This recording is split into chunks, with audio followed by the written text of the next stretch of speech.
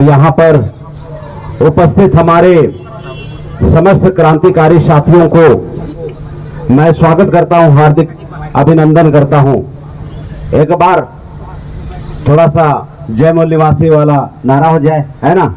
बोल 85, बोल 85। बहुत बहुत धन्यवाद साथियों। भारत मुक्ति मोर्चा, राष्ट्रीय पिछड़ा वर्ग मोर्चा, राष्ट्रीय परिवर्तन मोर्चा एवं बहुजन क्रांति मोर्चा के तत्वाधान में राष्ट्रीय व्यापी चरणबद्ध आंदोलन का ये तीसरा चरण है और इस तीसरा चरण में हमारे 14 समाज के ज्वलंत मुद्दे हैं, उसके ऊपर में जागृति का कार्यक्रम है। मैं स्टेप बाय स्टेप आप लोगों के बीच में मैं बातों को रखूंगा और मैं पूरे दावे के साथ में कह रहा हूं कि ये बातें आप लोगों को समझ में आएगी। तो यहां पे जो पहला मुद्दा है साथियों, वो 135 करोड़ की जो जनता है, वो 135 करोड़ की जनता का वोट को जीरो करने का मामला है। पारदर्शी जो चुनाव होता है साथियों, वो बैलेट पेपर से चुनाव होता है, जिसमें आप ठेपा लगाते हैं, मार्का लगाते हैं, मोहर लगाते हैं, उसको देखते हैं और फोल्ड करके डालते हैं, गिनते हैं तो इसका फिजिकल एविडेंस है, यानी कि इसका सबूत है कि आपने उसमें ठप्पा मारा था, आपके नजर को दिख रहा है। लेकिन 135 करोड़ जनता को बेवकूफ बनाने का जो काम है भारतीय जनता पार्टी और चुनाव आयोग और कांग्रेस मिलके कर रहा है और इलेक्ट्रॉनिक वोटिंग मशीन लाके पूरे जो लोकतंत्र का जो मूल भावना है साथियों, इसको खत्म कर दिया। क्योंकि मशीन में आप लोगों को वोट दिया जाता है, वोट दिलवाया जाता है मशीन में, और जब मशीन में वोट दिलवाया जाता है तो आपको वो दिखता ही नहीं है कि कौन से जगह पे वो हुआ है। साथियों, गौर करने वाली बात है। मैं आपको ये बता रहा हूं कि जिस मशीन में आप वोट डालते हैं, सभी शांति से बैठे रहें। हमारे जो साथी हैं वो प्रशासन के साथियों से बात करेंगे, संवैधानिक दायरे में वार्तालाप हो रही है, तो आप लोग विषय को समझने में ज्यादा अपना दिमाग लगाएंगे।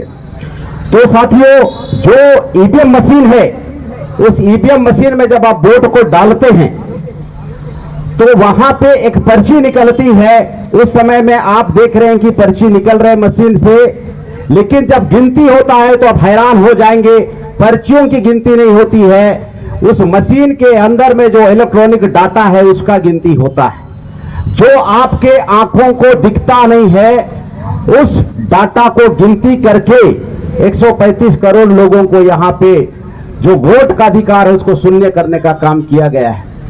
मैं आप लोगों को बताना चाहता हूं, आप लोग अपने जीवन में कभी ना कभी धोखा का शिकार और ठगी का शिकार आपने कभी ना कभी जरूर आपने उसको फेस किया है, आपके साथ में ठगी हुआ होगा। तो जब आपके साथ में मान लिया किसी भी तरह का ठगी हो जाए तो आपको बहुत बुरा लगता है। उदाहरण के लिए मैं आपको बोलता हूं कि आपका पैसे का लेन देन हो गया और लेने वाला ने बोला कि मैं फलाना तारीख को ये पैसा वापस लौटा दूंगा, और जब वो फलाना तारीख को पैसा नहीं लौटाता है तो ईमानदारी से बताना आप लोगों को कैसा महसूस होता है? बहुत अच्छा लगता है कि बुरा लगता है? बहुत अच्छा लगता है कि बुरा लगता है? कितना बुरा लगता है? तो उसी तरीके से आपने उदाहरण के लिए रूपनारायण एक्का को चुनने के लिए वोट डाला, आपका वोट रूपनारायण के छाप में पड़ा और वो जो वोट है रूपनारायण को ना जाके किसी बीजेपी का आदमी को चला जाएगा तो आपको तकलीफ होगा कि नहीं होगा? तो साथियों, मैं आप लोगों को यह बताना चाह रहा हूं कि ईवीएम मशीन धोखा है और इसको अभी बदल दो, मौका है। बदलना चाहिए कि नहीं बदलना चाहिए? क्योंकि साथियों, आप जिसको चुनोगे वो कभी चुन के आएगा ही नहीं। ईवीएम मशीन इतना खतरनाक है। तो ईवीएम मशीन के संदर्भ में टेक्नोलॉजी का जो मास्टर है एलोन मस्क अमेरिका का, वो क्या बोल रहा है? ईवीएम में फ्री, फेयर एंड ट्रांसपेरेंट चुनाव नहीं हो सकता। कौन बोल रहा है? अमेरिका का जो टेक्नोलॉजी का मास्टर है वो बोल रहा है फ्री फेयर एंड ट्रांसपेरेंट चुनाव नहीं हो सकता। और हमारे यहां के जो लल्लू पंजू और झंडू लोग क्या बोल रहे हैं, ईवीएम मशीन में घोटाला नहीं होता है। क्या बोल रहा है, यहां पे चोरी नहीं होता है। जो टेक्नोलॉजी में मास्टर है, जो अमेरिका को नासा तक पहुंचा दिया, चांद तक पहुंचा दिया, वो बंदा क्या बोल रहा है कि ईवीएम में घोटाला होता है। और यहीं पे हमारे बीजेपी के लोग, कांग्रेस के लोग और उसके अंधभक्त कार्यकर्ता क्या बोल रहे हैं, ईवीएम मशीन में घोटाला नहीं होता है। एक्सपर्ट है वो बोल रहा है घोटाला होता है, और जो अनपढ़ है, गंवार है, वो क्या बोल रहा है, घोटाला नहीं होता है। समाज का सत्यानाश होगा कि नहीं होगा? समाज का सत्यानाश होगा कि नहीं होगा? तो साथियों, ईवीएम मशीन हटना चाहिए, हर हाल में हटना चाहिए, और इसमें आप अपनी ताकत को लगाइए। अगर आप इसमें ताकत को नहीं लगाएंगे तो गलतफहमी आपको हो सकता है कि मेरा नुकसान नहीं हो सकता। 200% गारंटी है नुकसान होगा। गलत सरकार चुन के आएगी, गलत पॉलिसी लाया जाएगा, गलत पॉलिसी लाया जाएगा, गलत पॉलिसी के चक्कर में आपका सत्यानाश होगा। होगा कि नहीं होगा? आपके बच्चे की नौकरी नहीं लग रही है, सत्यानाश हो रहा है कि नहीं हो रहा है? आपके अनाजों का फसल का दाम आप स्वयं रख नहीं पा रहे हैं, सत्यानाश हो रहा है कि नहीं हो रहा है? धर्म को मानने पे लात जूता दरादम पड़ रहा है, सत्यानाश हो रहा है कि नहीं हो रहा है? कहीं पे भी मुसलमानों को पकड़ के मॉब लिंचिंग किया जा रहा है, सत्यानाश हो रहा है कि नहीं हो रहा है? तो समाधान चाहिए कि नहीं चाहिए? तो साथियों, समाधान चाहिए तो आपको मुद्दे को समझना पड़ेगा। और हमारा आदमी सोचता है कि हम मुद्दे को समझे बगैर इलाज कर देंगे, नहीं होने वाला।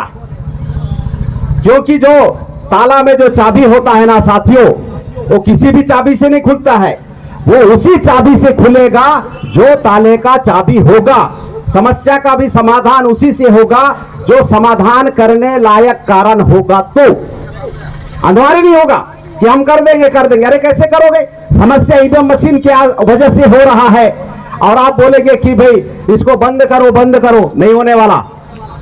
हमारे लोग क्या करते हैं, समस्या ईवीएम मशीन के द्वारा हो रहा है, और वे लोग सोचते हैं कि हम रैली निकालेंगे और सरकार के सामने गुहार लगाएंगे।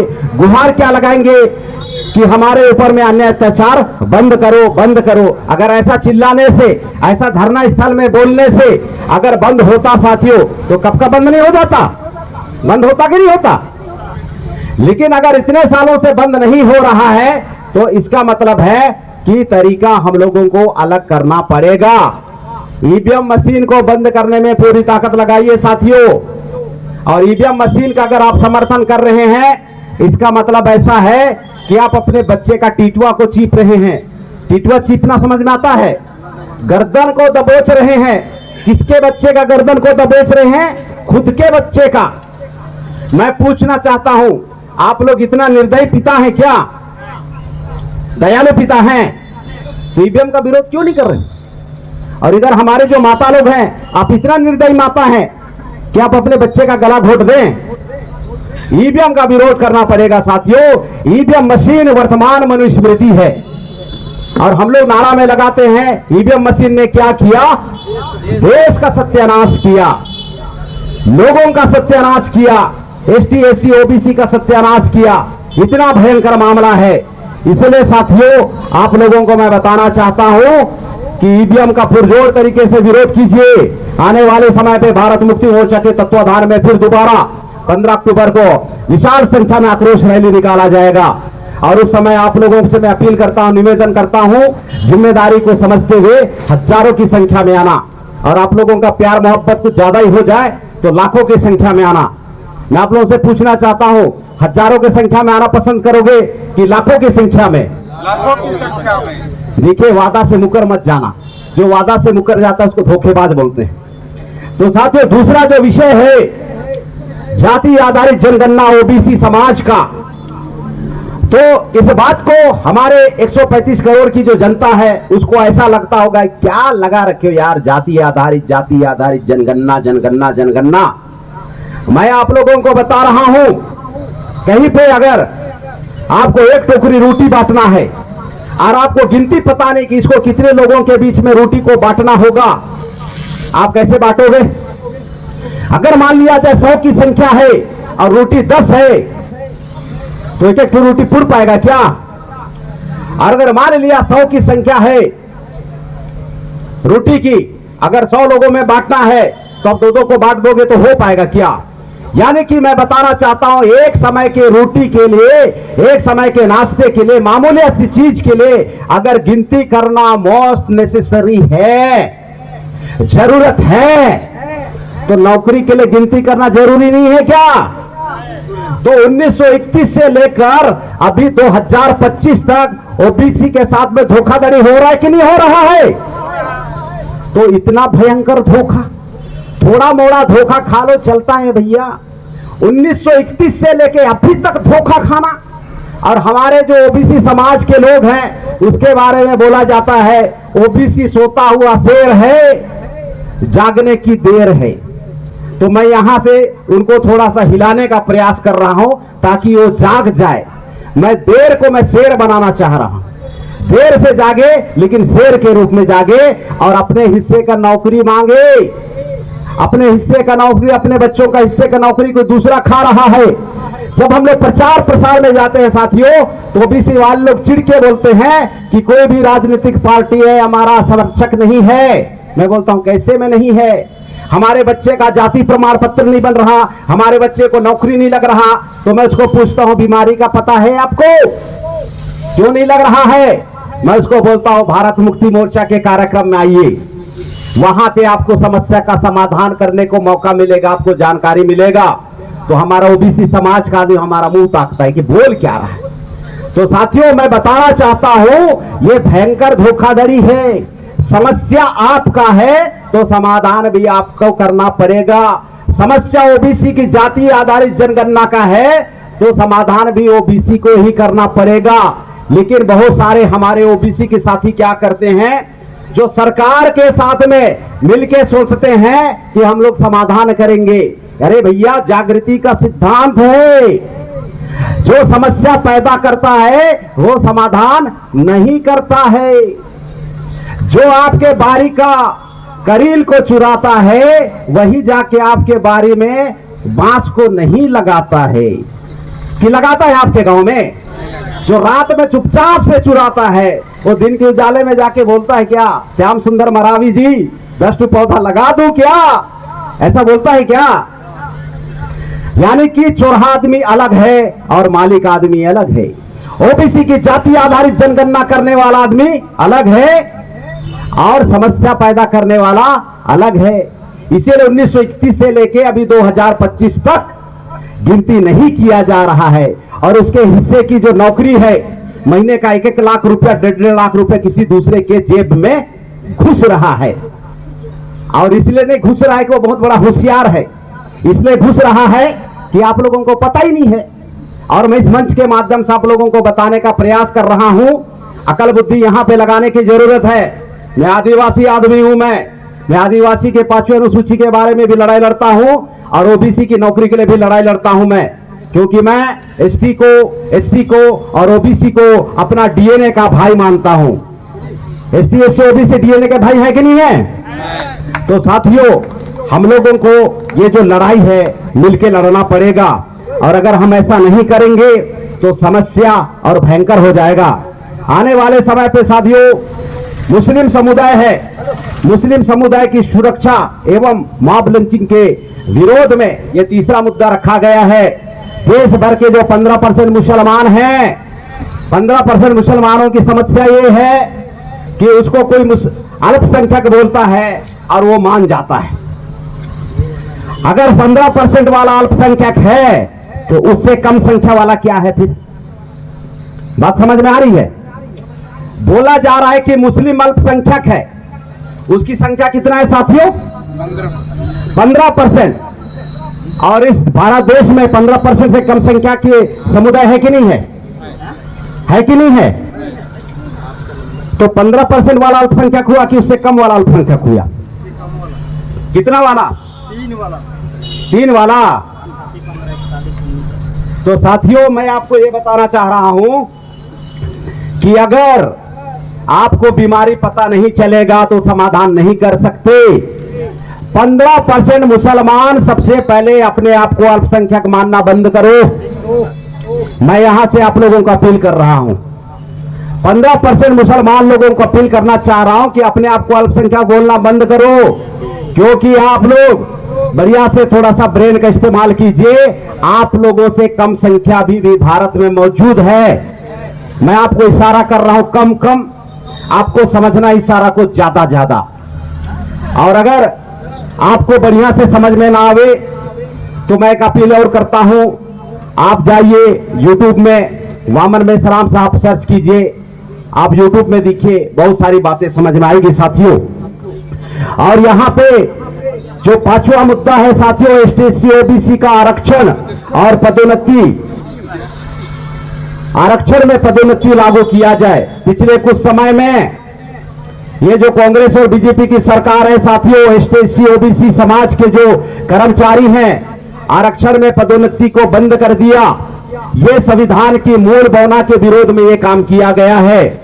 मैं सरकार को इस मंच के माध्यम से चेतावनी देता हूं कि वे तत्काल इसको संज्ञान में ले और जो आरक्षण में पदोन्नति है हमारे कर्मचारी भाइयों को सौगात के रूप में तत्काल उसको लागू करने का काम करें। नहीं तो आने वाले समय में 2028 में छत्तीसगढ़ का विधानसभा चुनाव होने वाला है और 2028 में सत्ता परिवर्तन भी हो सकता है और व्यवस्था परिवर्तन भी हो सकता है। हो सकता है कि नहीं हो सकता है साथियों? हो सकता है।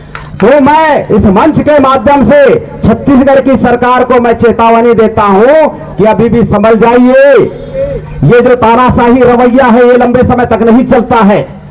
जब पब्लिक का और जब जनता का मूड खराब हो जाता है तो अभी नेपाल में मंत्री लोगों को, विधायकों को उठा उठा के पटके कि नहीं पटके? तो साथियों, यहाँ के नेता मंत्री लोगों को इस टाइप का जन विद्रोह पनपे उससे पहले पहले अधिकार बहाल करना चाहिए।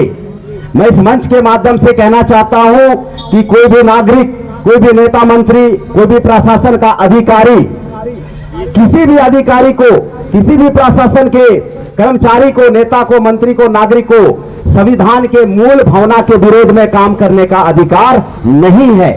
और अगर कोई सरकार, कोई आदमी या फिर कोई भी प्रशासन के लोग संविधान के मूल भावना के विरोध में काम करता है तो संविधान द्रोह करने का काम करता है, देशद्रोह करने का काम करता है। इससे क्या है? जन विद्रोह फैलता है और जब जन विद्रोह फैलता है तो व्यवस्था परिवर्तन होता है और जब व्यवस्था परिवर्तन हो जाता है तो सत्ता खत्म हो जाता है। तो गंभीरता से इस बात को समझने की जरूरत है साथियों। इसीलिए हमारे कर्मचारी साथियों के संदर्भ में मैं बताना चाहता हूं कि वे लोग भारत मुक्ति मोर्चा का जो मुद्दा है उसे बढ़िया से समझते हुए इसके विस्तार में जरूर काम करना चाहिए और आने वाले समय पे ये जो समस्या हो रही है इस समस्या का समाधान में हमें ताकत लगाना चाहिए। और साथियों, बहुजन समाज से जुड़े हुए अन्य राष्ट्रीय स्तर के बहुत सारे मुद्दे हैं। इसमें से एक मुद्दा है नारी सम्मान का और नारी सुरक्षा का। मैं समस्त हमारे यहाँ पे जो भी मेरी बातों को सुन रहे हैं, मेरी आवाज जहां तक जा रही है, उन समस्त साथियों को मैं बताना चाहता हूं, अंग्रेजों का गुलाम भारत 1947 से पहले महिलाओं में जितना अन्याय अत्याचार नहीं हुआ, आप लोग सुन के हैरान हो जाओगे। 1947 के बाद के भारत में भयंकर अन्याय अत्याचार हो रहा है। ऐसे ही ऑटोमेटिक नहीं होता है, यानी कि इसको कराने के पीछे मौन समर्थन है। अगर जाजपुर जिला में कानून व्यवस्था को अगर भयंकर मुस्तैद कर दिया जाए तो मैं पूरे दावे के साथ में और गारंटी के साथ में बोल सकता हूं, किसी भी माइकल लाल में इतना हिम्मत नहीं है कि वो प्रशासन के विरोध में जाकर क्राइम कर ले और बच जाए और वो सुरक्षित रहे। ऐसा हो ही नहीं सकता। कैसा हो सकता है? यानी कि कहीं ना कहीं यहां पे लचर व्यवस्था दिखती है और ये जो लचर व्यवस्था है ये हमारे समाज का सत्यानाश का कारण है। कारण है कि नहीं है? पूरे हमारे देश में जो महिलाओं की संख्या है, एसटी एससी ओबीसी महिलाओं की संख्या आधा भारत है साथियों, और आधा भारत की महिलाओं के साथ में साथियों अन्य अत्याचार होता है। और ये जो मूक बधिर की तरह ये जो कांग्रेस है, भाजपा है, ये देख रही है और महिलाओं के ऊपर में अन्य अत्याचार करा रही है। हम आने वाले समय पे प्रशासन को चेतावनी देते हुए, शासन को चेतावनी देते हुए कहना चाहते हैं कि ये जो अन्याय अत्याचार है हर हाल में रुकना चाहिए। ये हमारा एसटी एससी ओबीसी समाज का बेहद ज्वलंत मुद्दा है। मैं आप लोगों को कहना चाहता हूं साथियों, है ना, नारी के सम्मान में इधर से मैं बोलूंगा, आप लोगों को बोलना है भारत मुक्ति मोर्चा मैदान में, मैं बोलूंगा भारत मुक्ति मोर्चा मैदान में, नारी सम्मान में आप लोगों को बोलना है भारत मुक्ति मोर्चा मैदान में। मूल निवासी महिलाओं के सम्मान में, भारत मुक्ति मोर्चा मैदान में, मूल निवासी महिलाओं के सम्मान में, भारत मुक्ति मोर्चा मैदान में। जी साथियों, उसके बाद में ये जो पांचवा जो विषय रखा गया है, धर्मांतरित आदिवासियों एवं ईसाई और मुसलमानों के साथ में हो रहे भेदभावपूर्ण व्यवहार के विरोध में जेल भरो आंदोलन। तो यहां पे साथियों मैं आप लोगों को बताना चाहता हूं, बढ़िया गंभीरता से समझने का प्रयास कीजिएगा। अभी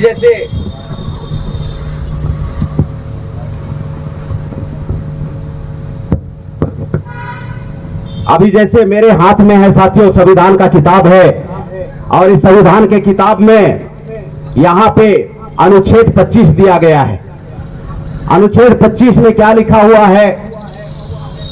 धर्म की स्वतंत्रता का अधिकार, अंतःकरण की और धर्म के अबाध रूप से मानने, आचरण और प्रचार करने की स्वतंत्रता, ये संविधान में लिखा हुआ है।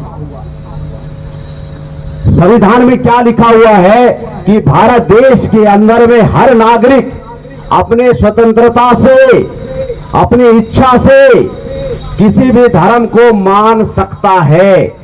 संविधान बोल रहा है।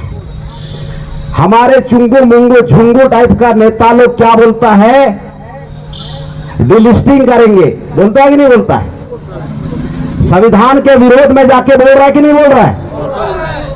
जब संविधान बोल रहा है तो मैं स्वतंत्रता है, तो यहां के झुंगू प्रसाद नेता लोग क्या बोल रहा है कि हम डिलिस्टिंग करेंगे। साथियों, मैं आप लोगों से अपील करना चाहता हूं, ये जो प्रयास है, ये प्रयास कंटेम्प्ट ऑफ कॉन्स्टिट्यूशन का मामला है। संविधान के मूल भावना के विरोध में जो काम किया जा रहा है, मैं समस्त हमारे छत्तीसगढ़ प्रदेश के 33 जिले के हमारे जंबाज कार्यकर्ताओं को मैं कहना चाहता हूं कि वे इसके संदर्भ में संज्ञान लें, क्योंकि साथियों यहां पे संविधान के विरोध में काम किया जा रहा है। जब संविधान की यहां पे आजादी है, संविधान यहां पे स्वतंत्रता किया जा रहा है, स्वतंत्रता दिया जा रहा है संविधान के द्वारा, तो यहां पे अगर किसी व्यक्ति के द्वारा बोला जाए, किसी पर्सन व्यक्ति के साथ में बोला जाए कि ऐसा करना ऐसा करना, ये कितना भयंकर मामला है। बात समझ में आ रही है आप लोगों को? जो साथियों आने वाले समय पे आज बीजेपी की सरकार है, मैं भारतीय जनता पार्टी की सरकार है, मैं आप लोगों को बताना चाह रहा हूं 2028 में हम लोग चुनाव लड़ रहे हैं 90 विधानसभा में। 90 विधानसभा में 90 का 90 सीट जीत के आ जाएंगे, और कल के दिन पे 2028 में अगर रूपनारायण का मुख्यमंत्री बन जाए तो हो सकता है कि नहीं हो सकता है? अरे लोकतंत्र है भाई, कुछ भी हो सकता है। नेपाल में व्यवस्था परिवर्तन हो जाएगा, किसको सपना आया था? आया था क्या? तो 2028 में छत्तीसगढ़ में भी तो हो सकता है। और अगर छत्तीसगढ़ में 2028 में अगर सत्ता परिवर्तन और व्यवस्था परिवर्तन हो जाए, और अगर मैं संज्ञान जारी करता हूं, मैं केस को रिइन्वेस्टिगेट करता हूं, मैं रीओपन करता हूं कि कंटेम्प्ट ऑफ कॉन्स्टिट्यूशन 2025 में फलाना फलाना किया था, और अगर मैं हमारे थाना प्रभारी को मैं दबाव देता हूं कि इसके ऊपर मैं कंटेम्प्ट ऑफ कॉन्स्टिट्यूशन का केस दर्ज करूं, देशद्रोह का मुकदमा दर्ज करूं, तो बंदा कहां जाएगा? मामला समझ में आ रहा है? मामला संविधान इतनी ताकतवर चीज है, कानून इतना खतरनाक चीज है साथियों, फांसी की सजा हो जाती है। मैं हमारे दोस्तों को मैं थोड़ा सा इस मंच के माध्यम से मैं इशारा करने का प्रयास कर रहा हूं कि हमारा कंटेम्प्ट ऑफ कॉन्स्टिट्यूशन का केस दर्ज हो जाए, कंटेम्प्ट ऑफ कोर्ट का केस दर्ज हो जाए, उससे पहले पहले संभल जाइए, क्योंकि अगर हम एक बार केस दर्ज कर दिया जाए तो हमारे ब्लड में समझौता नहीं होता है। लोगों के ब्लड में तत्काल समझौता का मामला हो जाता है साथियों, हमारे ब्लड में समझौता नाम का चीज नहीं होता है। एक बार अड़ गए तो अड़ गए, उसके बाद में लेनी की दीनी पड़ जाएगी। होगा कि नहीं होगा? तो साथियों मैं बताना चाहता हूं, पूरे हमारे छत्तीसगढ़ प्रदेश के जितना भी जो हमारे 3 करोड़ लोग हैं, ये 3 करोड़ लोगों को मैं कहना चाहता हूं, सबसे पहले तो आप लोगों को ये जो संविधान है जिससे देश चलता है, इसके बारे में आप लोगों को बढ़िया से समझना चाहिए कि क्या आपका मौलिक अधिकार है। मौलिक अधिकार इतना महत्वपूर्ण चीज है साथियों कि इस मौलिक अधिकार को कोई भी हनन नहीं कर सकता, वो चाहे कितना ही पावरफुल पोस्ट में क्यों ना हो, क्योंकि ये जो पदे हैं, ये जो जिम्मेदारियां हैं वो बदलती रहती है, और जब बदल जाती है उसके बाद में जब उनके ऊपर में गाज गिरता है तो बहुत भयंकर मामला हो जाता है। आज लोगों को लग रहा है कि यार ये तो बंदा भी वाट पंच नहीं है, इसके बोलने से क्या होगा। मैं वही बात बहुत प्यार मोहब्बत से समझा रहा हूं, आज के डेट में हम वाट पंच भी नहीं है, लेकिन आने वाले समय पर अगर छत्तीसगढ़ सरकार को चलाने लायक बन जाएंगे, पूरा मामला संवैधानिक हो जाएगा। और पूरा मामला जब संवैधानिक हो जाएगा ना साथियों, तो जो आज के समय में गैर संवैधानिक काम कर रहा है उसके ऊपर में बहुत मुश्किल पड़ने वाली है। देशद्रोह का मुकदमा दर्ज हो जाएगा साथियों, और ये जो मामला है बहुत भयानक है। इसीलिए मैं समस्त नागरिकों को मैं अपील करना चाहता हूं कि आज पद पावर मिला हुआ तो इतना मत पगलाओ। सही बात बोल रहा हूं ना? आज अगर इतना पद पावर मिला हुआ है तो पगलाओ मत। और अगर 2028 में मुझे पद पावर मिल जाए, अगर मैं पगला गया तो बात समझ में आ रहा है? बात समझ में आ रहा है ना? मैं अभी सही दिमाग से मैं निवेदन कर रहा हूं, मैं आज आपके पास में पद पावर है, संवैधानिक दायरे में लोगों का सेवा कीजिए, मैं भी गुड मॉर्निंग गुड नाइट बोलूंगा, है कि नहीं? लेकिन अगर आप पद पावर में रख के संविधान के विरोध में हमारे ST SC OBC लोगों को सताने का अगर काम किया जाएगा तो ये जो सर्कल है घूमता है। आज का छोरा, आज का जो लड़का है, कल के दिन में अगर मंत्री विधायक बन जाएगा तो बहुत मुश्किलों का सामना करना पड़ सकता है। उसके बाद जो मामला धुआंधार हो जाएगा ना, फिर बोलना मत किए तो बहुत खराब मंत्री है, ऐसा हो सकता है। इसलिए इस मंच के माध्यम से मैं ये बताना चाहता हूं कि हर किसी को अपने दायरे में काम करना है। आर्टिकल 19 जो है साथियों आपको भी मौका देता है, आप भी आजादी के साथ में लोगों का सेवा कीजिए जिसमें जनहित हो, है ना? हमें भी मौका मिलता है कि हम भी स्वतंत्र पूर्वक जनहित में काम करें ताकि जो लोग हैं उन्हें फायदा हो। इसका मतलब ऐसा नहीं है कि संविधान के विरोध में जाके सामाजिक सौहार्दता को बिगाड़ के अगर सोचेगा कि मैं कोई बड़का नेता हूं, तो ये तो बहुत भयंकर मूर्खता वाली बातें, बहुत मूर्खता वाली बातें हैं। मैं आप लोगों को याद दिलाना चाहता हूं मैं कि माननीय सुप्रीम कोर्ट ने एक जजमेंट जारी किया है। जजमेंट जारी क्या है? आप सभी पढ़े लिखे होशियार आदमी हैं और यहां पे मेरी जितनी भी बातों को सुन रहे हैं सब होशियार आदमी सुनते हैं, जिनको बातों में समझ में नहीं आता तो सुनते नहीं है। माननीय सुप्रीम कोर्ट ने एक जजमेंट दिया है, मैं उस जजमेंट को लेके कंटेम्प्ट ऑफ कोर्ट का केस भी दर्ज करा सकता हूं। मैं यहां पे 2 मामला आ रहा है, कंटेम्प्ट ऑफ कोर्ट का मामला आ रहा है और दूसरा मामला कंटेम्प्ट ऑफ कॉन्स्टिट्यूशन का आ रहा है। ये जो पहला जो सुप्रीम कोर्ट ने जो माननीय सुप्रीम कोर्ट ने जो फैसला दिया, वो क्या फैसला दिया? आदिवासी हिंदू नहीं है इसका फैसला दिया हुआ, वो दस्तावेज हमारे पास में है। मैं उसको लेकर अगर मैं केस करूंगा और जो बोल रहा है कि मैं आदिवासी हिंदू हूं, मैं आदिवासी हिंदू हूं, वो आदमी अपना कब्र खोदने का काम कर रहा है। साथियों, कंटेम्प्ट ऑफ कॉन्स्टिट्यूशन के केस में जब फंसेगा तो हमारे पीछे समझौता के पीछे लगा रहेगा कि भैया समझौता करा दे यार, समझौता करा दे, तू तो मेरा छोटा भाई है, तू तो मेरा बड़ा भाई है। क्या नौटंकी है भाई ये? बात समझ में आ रहा है कि नहीं आ रहा है? तो साथियों, ये जो अभी छत्तीसगढ़ सरकार के द्वारा संरक्षण देने का काम कर रहा है धर्मांतरण विधायक बिलों को, और छत्तीसगढ़ सरकार के द्वारा ये जो आर्टिकल 25 का वायलेंस करने का काम किया जा रहा है, आर्टिकल 19 का वायलेंस करने का काम किया जा रहा है, कंटेम्प्ट ऑफ कोर्ट करने का मामला किया जा रहा है, ये बहुत भयंकर मुद्दा है। मैं समस्त हमारे छत्तीसगढ़ प्रदेश के 33 जिले के हमारे 3 करोड़ लोगों को मैं अपील करना चाहता हूं, संवैधानिक जागृति के रूप में आप लोगों को जागृति में आप लोगों को पहल करना चाहिए, क्योंकि अगर आपको मौलिक अधिकार पता होगा तो आने वाले समय पे साथियों आप लोग अपने हक अधिकार का संरक्षण कर पाएंगे। और अगर आप लोगों को लगता है कि हम लोग ऐसे ही निपट लेंगे तो साथियों बहुत मुश्किल में फंसने वाले हैं, क्योंकि इससे देश चलता है और देश चलाने के लिए यहाँ पे तमाम तरह के जो अधिकार है और मौलिक अधिकार दिया गया है। इसलिए मैं अपील करना चाहता हूं, आपका मन लगे ना लगे लेकिन आपको संविधान पढ़ना बहुत जरूरी है। आपको मन लगे ना लगे लेकिन ऐसा जो जागृति का मीटिंग है उसमें आना बहुत जरूरी है। और मैं पूरे दावे के साथ में और डंके के चोट में मैं कहना चाहता हूं साथियों, पूरे देश के अंदर में जो 6 लाख सामाजिक संगठन है, 6 लाख सामाजिक संगठन की औकात नहीं है जिन विषयों के ऊपर में मैंने धड़ल्ले से बात बोला है वो धड़ल्ले से बात आपको बता पाए। कोई नहीं बोलने वाला है। आपको उत्तर सुनना है वो पश्चिम बताएगा, आपको पश्चिम सुनना है वो उत्तर दिखाएगा।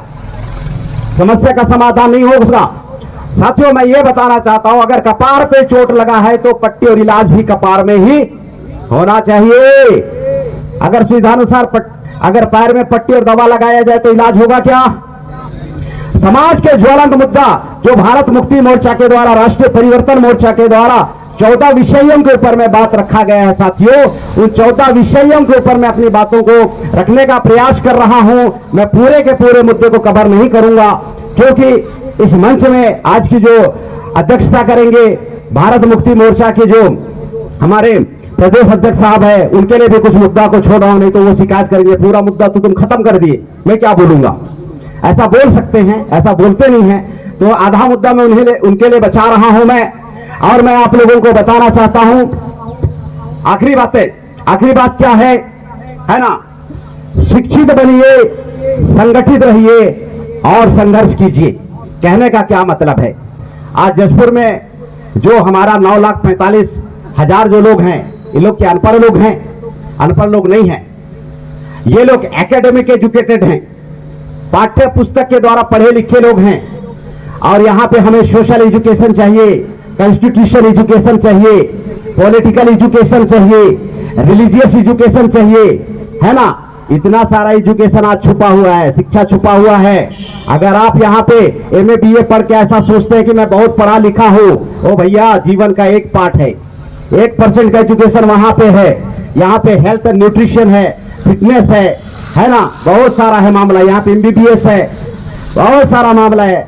तो भैया आप एक सेक्टर का पढ़ाई करके अपने आप को एजुकेटेड बोल रहे हैं, जिससे देश चलता है उसके बारे में ABCD समझ में नहीं आ रहा है। तो मैं पूरे हमारे साथियों को मैं कहना चाहता हूं कि आप लोगों को ये जो कॉन्स्टिट्यूशन का मामला है, कॉन्स्टिट्यूशन के मामला को ध्यान में रखना बहुत जरूरी है। देश चलता है इससे। और बहुत सारे लोगों को गलतफहमी है कि भैया हम तो जब तक अपने काम नहीं करेंगे हमारा फायदा नहीं हो सकता।